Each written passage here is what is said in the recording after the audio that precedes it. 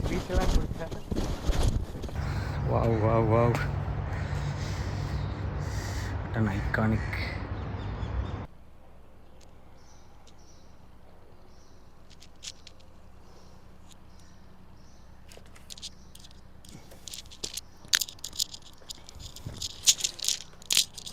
வாடா. Hi.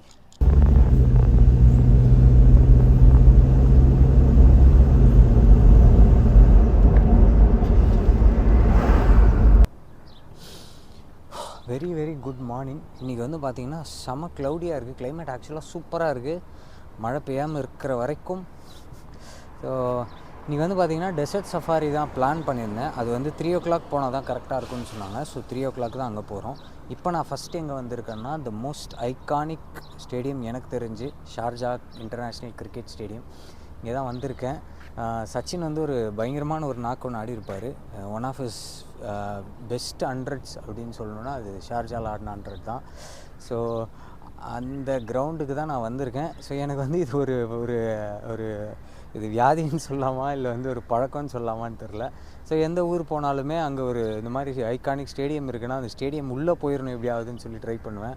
So Chinnasamy stadium போயிருக்கேன், வான்கேடே, Eden கார்டன்ஸில் உள்ளே விடலை, வெளியே நின்று பார்த்துட்டு வந்துட்டேன். அதே தான் டெல்லி ஃபெரோஷா கோட்லாலையும் ஆச்சு, உள்ளே வெளியே நின்று பார்த்துட்டு வந்துட்டேன். ஸோ இப்போ இங்கே உள்ளே விடுவாங்களான்னு தெரில. வந்து இறங்கினோடனே செக்யூரிட்டி வந்து ஒரு மாதிரி பார்த்தாரு. ஸோ நம்ம வந்து உள்ளே போக ட்ரை பண்ணலாம். உள்ளே போயிட்டு நான் எக்ஸ்பிளைன் பண்ணுறேன் ஏன் வந்து உள்ளே போய் பார்க்குறதுக்கு எனக்கு அவ்வளோ பிடிக்குன்றது. அங்கே நின்று நான் எக்ஸ்பிளைன் பண்ணுறேன் உள்ளே விட்டாங்கன்னா. ஸோ அங்கே உள்ளே போக முடியுதான்னு பார்ப்போம்.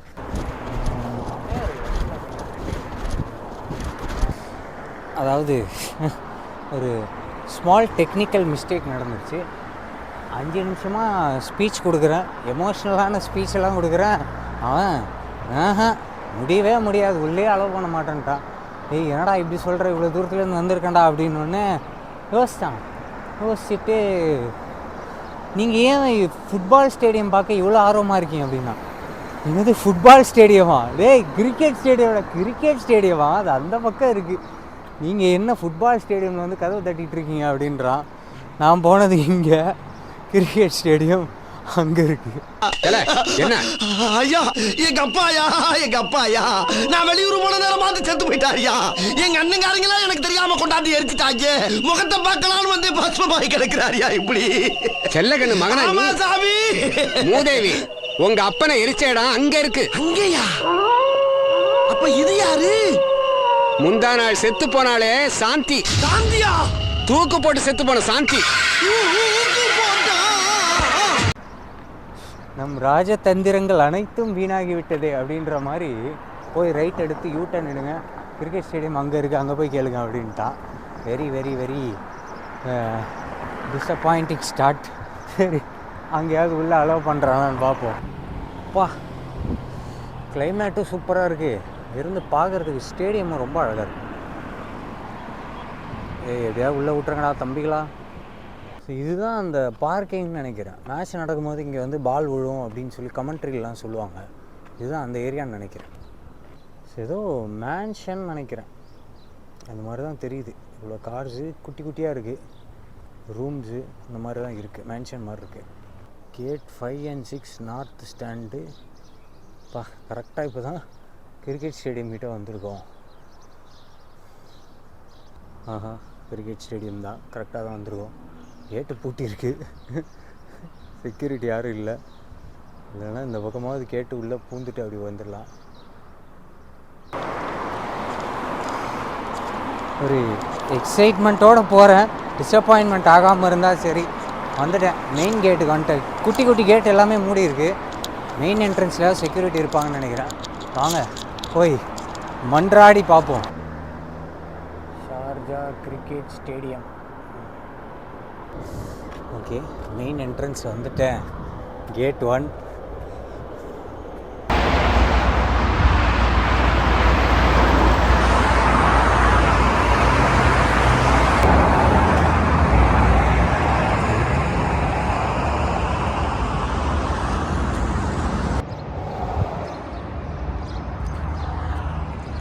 ஆள் யாருமே இல்லை, யாரடா கேட்குறது.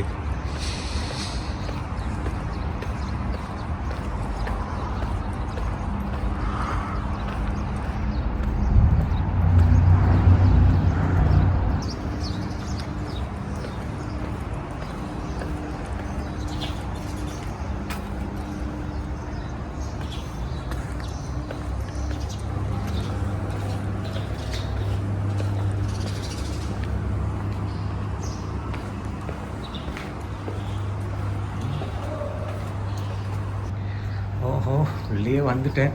இது வரைக்கும் யாரும் எதுவும் ஸ்டாப் பண்ணல. Wow wow wow, an iconic.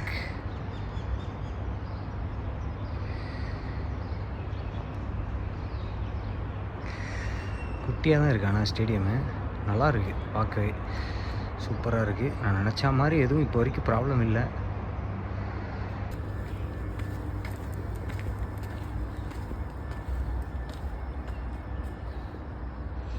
Wow, பியூட்டிஃபுல்லாக இருக்குது ஆக்சுவலி ஸ்டேடியம். சின்ன கிரவுண்டு, பட் ரொம்ப ரொம்ப ரொம்ப அழகாக இருக்குது. இப்போ வரைக்கும் யாரும் எதுவும் கேட்கல, நல்லா இருக்குது. கரெக்டான ஸ்டேடியமில் தான் இருக்குன்னு நினைக்கிறேன். ஸோ ரொம்ப ரொம்ப ஒரு குட்டி ஸ்டேடியம் தான், பட் ரொம்ப ரொம்ப அழகாக இருக்குது. நான் அந்த எமோஷனை வந்து டிஸ்கிரைப் பண்ண முடியுதான்னு பார்க்குறேன், ஏன் இந்த கிரவுண்ட் எனக்கு பிடிக்குன்றது. இப்போ போடுறான் அந்த சான்ஸை, சச்சின் சான்ஸை.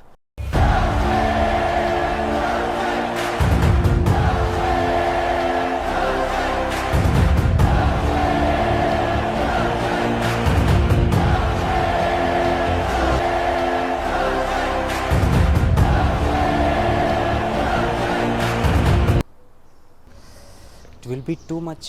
இப்போது நம்ம வந்து பிச்சுக்குள்ளே போகலாமான்னு கேட்கலான்றது, பட் கண்டிப்பாக ட்ரை பண்ணலாம். ஸோ இது வந்து நான் முன்னாடியே சொன்னேன், வந்து ஒரு வியாதியோ இல்லை ஒரு ஆசையோ எப்படி வேணால் எடுத்துக்கலான்னு. ஸோ சச்சினோட அந்த 1998ன்னு நினைக்கிறேன். ஸோ அந்த 100 நீங்கள் பார்த்தீங்கன்னா அது வந்து சச்சினோட ஒன் ஆஃப் த ஃபேமஸ் 100னே சொல்லுவாங்க. கூகுளில் சர்ச் பண்ணிங்கனாலும் அதுதான் வரும்.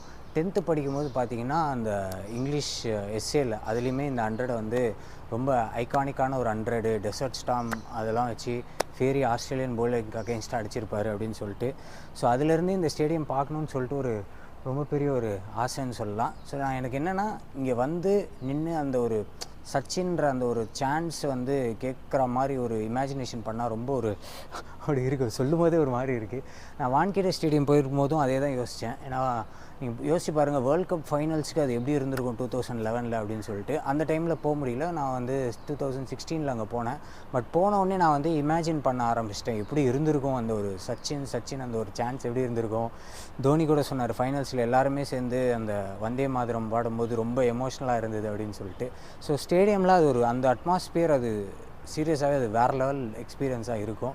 ஸோ அந்த ஒரு இதுக்காக தான் நான் வந்து எந்த ஊர் போனாலும் அந்த ஸ்டேடியம் போய் எப்படியாவது பார்க்க முடியுதா அப்படின்னு சொல்லி பார்ப்பேன். இது நான் நினச்ச அளவுக்கு டஃப்பாக இல்லை, உள்ளே வரைக்கும் வந்துட்டேன்.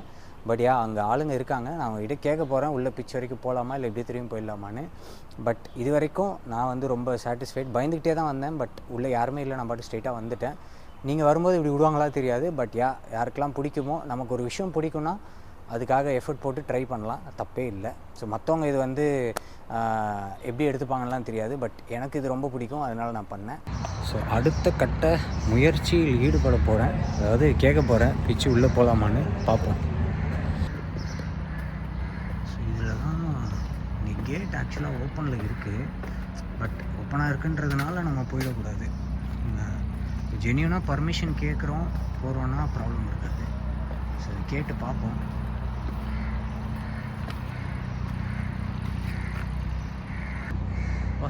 சைட் ஸ்க்ரீன் கிட்டே இருக்கேன் பாருங்கள், இங்கேருந்து பார்க்குறதுக்கு இந்த கிளைமேட்டுக்கு இன்னும் அது தூக்கி காட்டுதுப்பா ஸ்டேடியமை, பயங்கரமாக இருக்குது.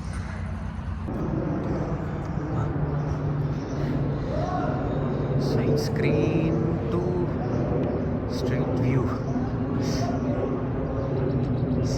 பியூட்டிஃபுல்லாக இருக்குது ஆக்சுவலி ஸ்டேடியம். Iconic stadium. நான் சொன்ன மாதிரி 249 ODIs யூஸ் பண்ணியிருக்காங்க, கின்னஸ் ரெக்கார்டாக.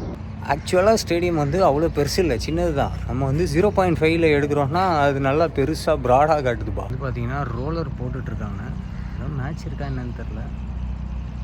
ரோலர் போட்டு பிச்சு ரெடி பண்ணிகிட்ருக்காங்க. ஒரு பெரிய ஸ்டேடியமில் இது வரைக்கும் நான் பிச்செலாம் வந்து கிட்டே போய் பார்த்ததே இல்லை. ஸோ அந்த ஆசை இங்கே நிறைவேறுதான்னு பார்ப்போம். 249 ODIs கண்டக்ட் பண்ணியிருக்காங்க, கின்னஸ் வேர்ல்டு ரெக்கார்டு அப்படின்னு போட்டிருக்காங்க. மேபி அதிக ODIs இந்த ஸ்டேடியமில் தான் ஆடிருக்காங்க போல். சைட் ஸ்க்ரீன் கிட்டே இருக்கேன், கேமரா வந்து தான் வச்சுருக்கேன். ஸ்டேடியம் ரொம்ப ரொம்ப சூப்பராக இருக்குது. உட்காந்துருக்காங்க 3 பேர். அவங்கக்கிட்ட கேட்டேன், உள்ளே வராதீங்க, இங்கே நின்றுட்டு அங்கேருந்தே பார்க்குறங்க அப்படின்னு சொல்கிறாங்க. ஸோ இந்த எட்ஜ்லேயே நின்று பார்த்துட்டு போங்க, உள்ளே வரக்கூடாது, ஏன்னா ப்ரிப்பேர் பண்ணிகிட்ருக்கோம், உள்ளே வரக்கூடாது அப்படின்னு சொல்கிறாங்க. ஸோ எஸ், இது வரைக்குமே இது வந்து ஒரு ஃபென்டாஸ்டிக்கான ஒரு எக்ஸ்பீரியன்ஸ் எனக்கு. ஸோ ஒரு சீசனில் வந்து நிறைய மேட்சஸ் இங்கே நடக்கும். இப்போ ஏன் அந்தளவுக்கு வந்து இன்டர்நேஷ்னல் மேட்சஸ் நடத்துறது இல்லைன்னு தெரில. பட் யா, ரொம்ப ரொம்ப ரொம்ப ஒரு ஐகானிக்கான ஒரு ஸ்டேடியம். அந்த ஒரு 90s அந்த ஒரு டைம்லலாம், லேட் 90s early 2000ஸ்லாம். ஸோ இப்போ வந்து அந்தளவுக்கு இங்கே மேட்சஸ் நடக்கிறது இல்லை. ஐபிஎல் இந்தியாவில் ஏதாவது எலெக்ஷன்ஸ் அந்த மாதிரினா ஐபிஎல் மட்டும் இங்கே நடத்துகிறாங்க. மற்றபடி it's a fantastic stadium to watch a cricket match.